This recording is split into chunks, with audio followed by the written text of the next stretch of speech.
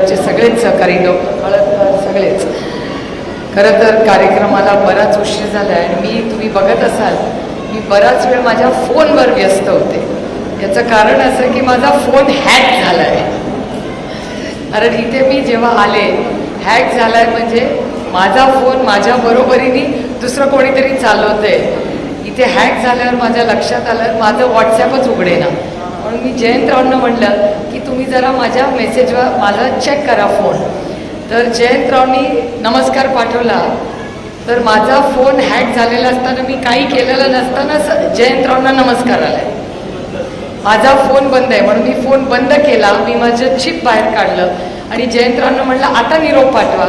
तर जयंतरावांनी निरोप पाठवला की आम्ही तुमची वाट बघतोय, सभा सुरू झाली आहे. तर त्या व्यक्तीने सांगितलं की तुम्ही कुठे आहात. आता इमॅजिन करा की माझा व्हॉट्सॲप माझा फोन हा आधी ह्यांनी पण केला ना, आता ह्यांना निरोप आला आहे. ह्यांनी सांगितलंय नमस्कार ताई.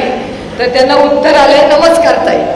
त्यांनी मेसेज पाठवला की आम्ही तुमची वाट बघतोय. तर त्यांना काय उत्तर आलंय माहिती नाही. तर त्यांना मेसेज आलाय आय कॉल यू लेटर, म्हणजे नंतर यांना फोन करतील. म्हणजे माझा फोन बंद आहे, माझी चिप बंद आहे, पण जयंतराव आणि यांच्या सगळ्यांची कोण व्यक्ती गप्पा मारते मला माहिती नाही. म्हणजे आता फोन माझा हॅक झालं. मी आता पोलीस कंप्लेंट केली इथे बसल्या बसल्या. पण हे किती चित्ता. आता मी कोणावर आरोप करत नाही आहे. कोणी हॅक केला मला माहिती नाही. आता कोण यांच्याशी गप्पा मारतंय हेही मला माहिती नाही. पण फोन हॅक झाला हे प्रकरण महाराष्ट्रात अनेक वर्ष झाले. त्याचा एक नवीन बळी मी झालेली आहे.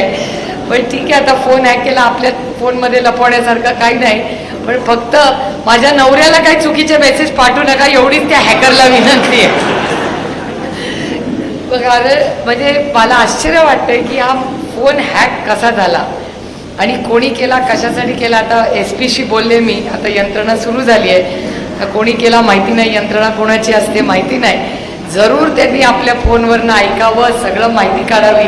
आपल्याला काही प्रॉब्लेम नाही आहे. विचारलं असतं तर अशीच माहिती देऊन टाकली असती. फोनच दिला असता घ्या काय करायचं आहे ते. आणि मला सगळं ते घेऊन जायची सवय झाली आहे.